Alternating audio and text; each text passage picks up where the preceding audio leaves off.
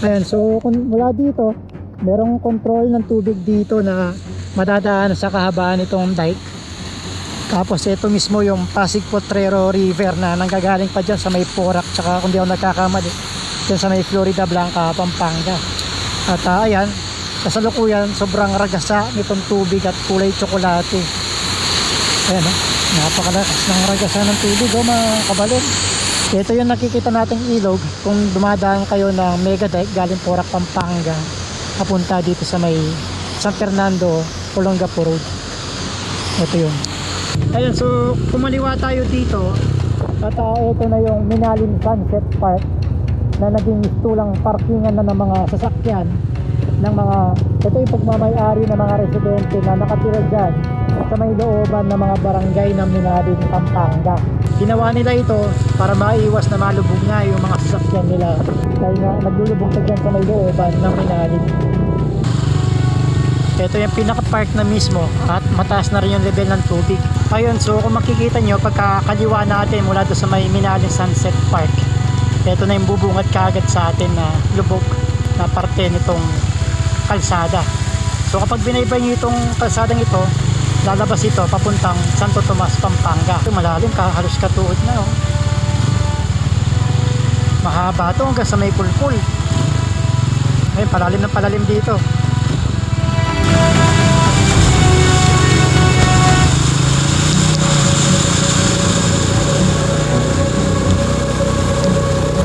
Bahay dito, lubog na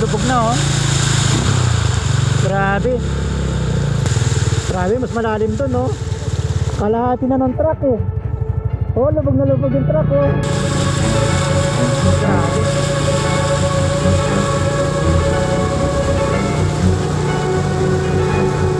Sa likod natin papuntang Olongapo, then itong diretso papuntang San Fernando, Pampanga. So pupunta tayo dito sa may Minalim, Pampanga. Kakanan tayo dito. Ayan, so barangay Cabalantian yung papasukan natin ruta. So mula dito, mabaybay lang natin itong dike na ito. Nakatabi mismo nitong Pasig Potrero River. Ayan. So dire-diretso lang ito hanggang marating natin yung Minalim, Pampanga. At ito, lumalakas na naman yung ulan. Ayan silipin natin. Lakas ng tubig, kaibigan. Ayan, so mula dito merong control ng tubig dito na madadaan sa kahabaan nitong dike. Tapos ito mismo yung Pasig Potrero River na nanggagaling pa dyan sa may Porac, tsaka kung di ako nagkakamali dyan sa may Florida Blanca, Pampanga. At ayan, kasalukuyan sobrang ragasa nitong tubig at kulay tsokolate. Ayan napakalakas ng ragasa ng tubig mga kabalin. Kuya, kaming ginagawa na may mingit si kuya. Ang lapot yata ng tubig dito. So yun na ba'y nakabukas na gate dito? Isa dito, dalawa, tatlo, apat sa dulo. Mas malakas yung ragasada sa may dulo. Ayan dito kasi medyo naiipon lang yung tubig. Pero banda dito yung pinakamalakas na current ng ilog nitong Pasig Potrero. Malapot ng tubig niya sa ragasayan papunta doon sa may Lubao, sa may Minalim. Haba din ang lalim siguro nito. Ito yung nakikita nating ilog kung dumadaan kayo ng Mega Dike galing Porac, Pampanga papunta dito sa may San Fernando, Olongapo Road. Ito yun, ang lawak sa mga ganitong panahon na maulan, apaw yung mga ilog. Ito yung mga pinagkakabalaan ng mga residente o yung mga mamamayan na malapit dito sa mga lugar na ito. Itong mga pangingisda na nagsisilbing pangkabuhayan nila para meron silang maiahin sa kanilang mga lamesa at makain. Ayan, so yung iba binibenta nila yung mga isda na yan na nahuhuli nila dito. So madalas na nahuhuli dito mga dalag, mga hito, mga tilapia. Minsan meron din mga common, yung mga karpa, tsaka yung tinatawag na silver. Ayan lakas doon Kuya, may huli na kayo? Si kuya namimingwit din. Ano madalas na huli nyo dito? Tilapia, ganun. Maliliit lang, no? Mga naanod lang, no? Pero minsan marami naman huli. Malapat din ng ng control na to. Tapos mukhang may daanan pa dun sa may kabila, kaso mukhang trail. Mukhang off-road. Itong digay na dinadaanan natin ngayon, parang kahalin tulad din siya ng mega dike na dinaanan natin kanina. Kasi itong ilog na ito, dumadaloy din yun sa may gilid ng mega dike. So nagsisilbing protection din ito para hindi pumasok yung tubig dito sa may kaliwa, just in case na umapaw itong Pasig Potrero River. Ayan, so kung mapapansin natin dito, grabe mas malakas yata yung agos ng tubig dito nung nakaraang araw. Kaya makikita nyo yung bakas ng putik na umapaw or umagos dyan sa may tasos. At dito sa may gilid ng ilog, kitang-kita natin yung pagragasa ng tubig dito. Putik na putik, Tapos dito merong intersection. Ayan. Ito yung tulay na maraming nangingisda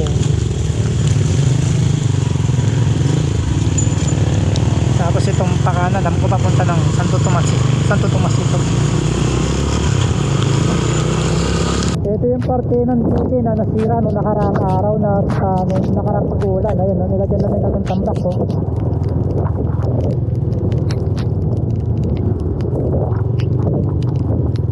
Sabi, ang laki pa ng tubig dito.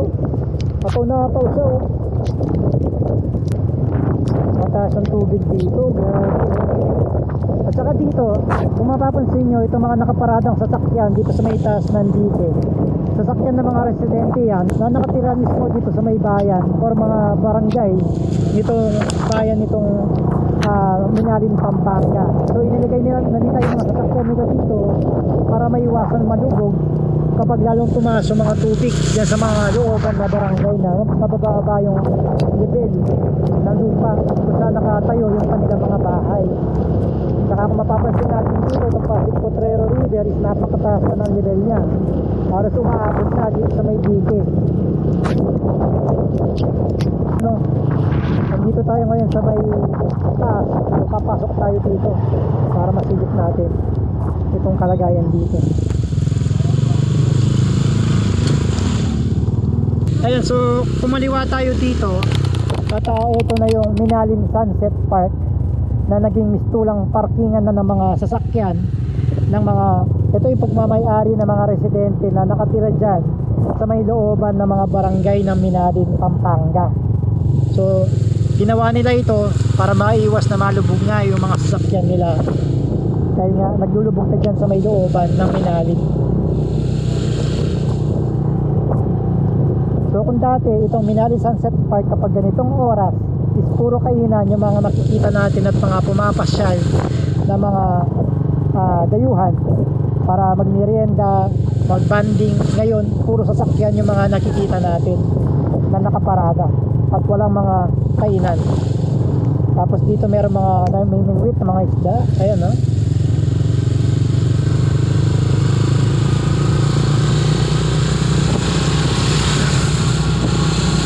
Ay, dito puro parkingan na ng mga sasakyan.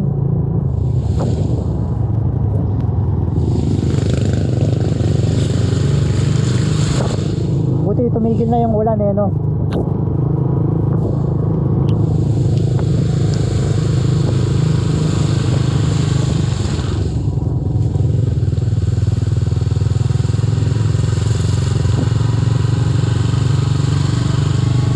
Ito yung pinaka-park na mismo at mataas na rin yung level ng tubig. Wala din mga kainan ngayon dito.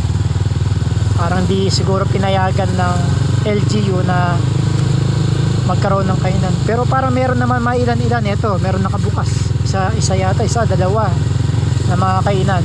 Pero the rest is sarado. Or baka dahil maaga pa. Okay, so dumiretso pa tayo dito.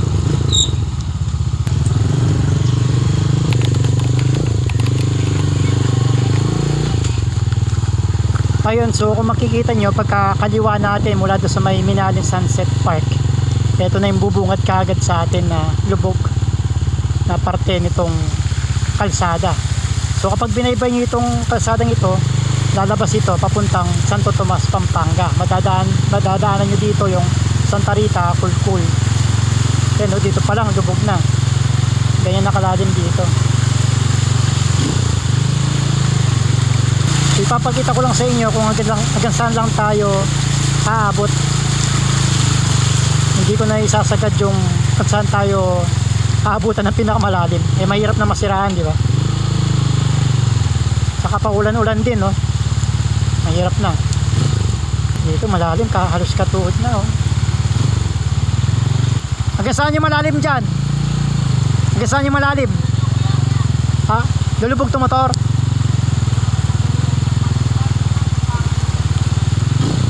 Lalim na, oh.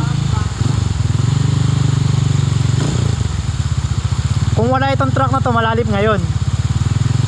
Kasi tinataboy lang yung tubig, eh. Pero kung tayo lang mag-isa dito, ramdam natin yung lalim, sigurado.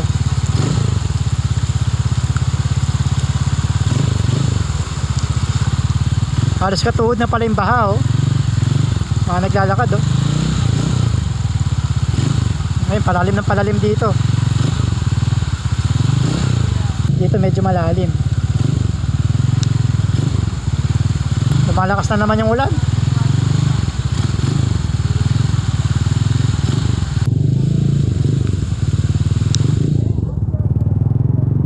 Hanggang saan yung pinakamalalim dyan? Doon sa pocket ko na.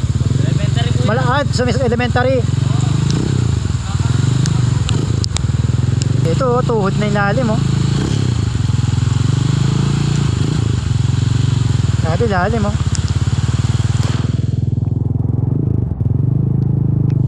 Lalalim pa yan pag tuloy-tuloy yung ulan, eh, no? Oo, mainit kahapon, eh. Gano'ng katagal tinatagal yung tubig dito pag ganyan? Gano'ng katagal yung tubig dito? 2 linggo. Di naman umabot ng buwan, ganon. Basta tumigil yung ulan, no? Ayun yung eskwelahan, no? May kulay green na pintura, no? Ay, hindi pa.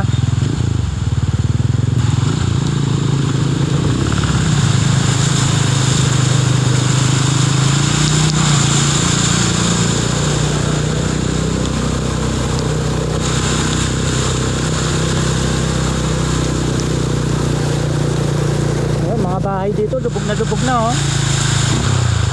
Grabe. Sobrang lubog. Kawawa yung mga bahay dito, oh.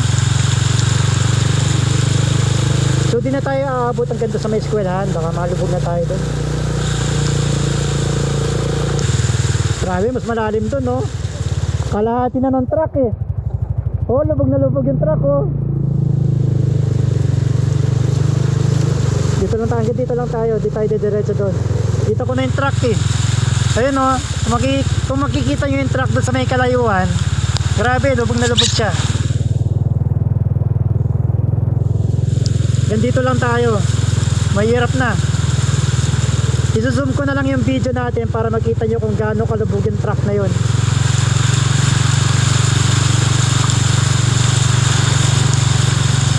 Grabe, ang tindi. Pero dito medyo mababaw pa. Pero doon sa may dinadaanan mismo ng truck na yun, grabe, tignan nyo, ang lalim nun. Ayun, ang lalim, oh.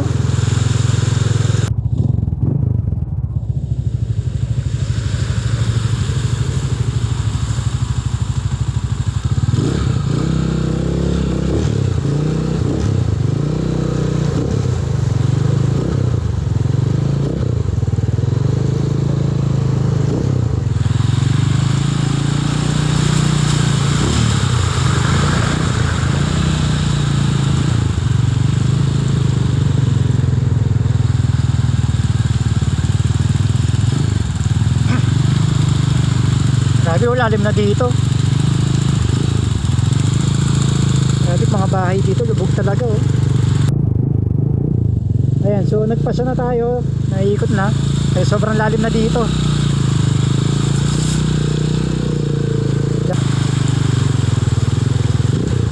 Balik lang, umikot lang tayo. Nakita ko lang yung baha dito sa may lugar.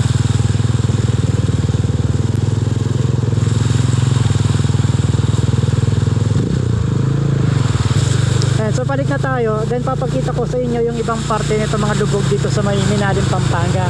Lalo na dito sa may mga looban, no? Talagang lubog na lubog na. Kung saan pa naman tayo nag-U-turn, doon yung pinakamalalim. Nahulog pa naman tayo doon sa may gutter. Kawawa yung bata. Grabe, o tingnan nyo yung bahay.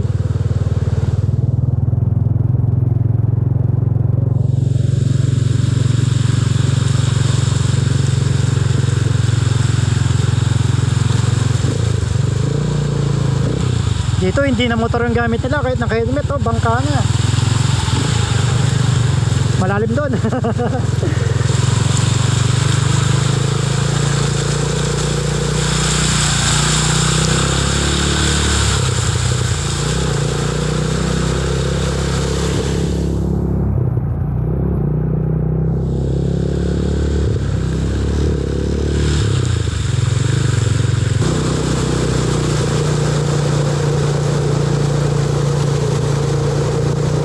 Hindi na lalim dito, oh.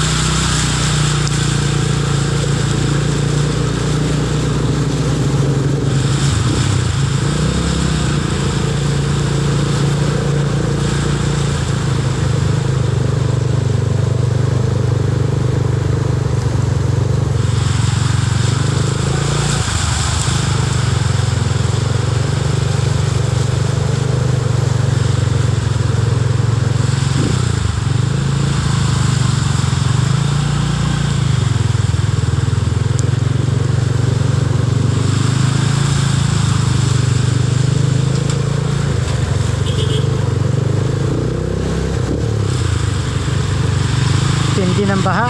Grabe.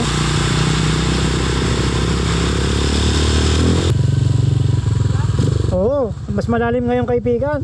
Oo. Puno nga ng tubig ang bota ko eh. Na? Ay, di mo na umabot sa eskwelahan. Mas malalim. Dali na, magtatanggal ako ng tubig sa bota. Kung wala nang ganong tao. Tingnan mo yung bota ko, may isda. Meron siya?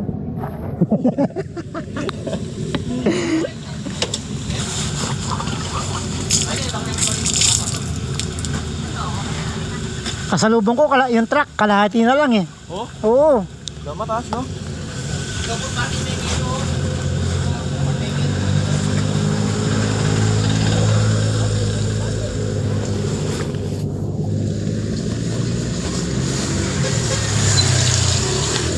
Alam mo itong mga to, kaibigan, tignan mo.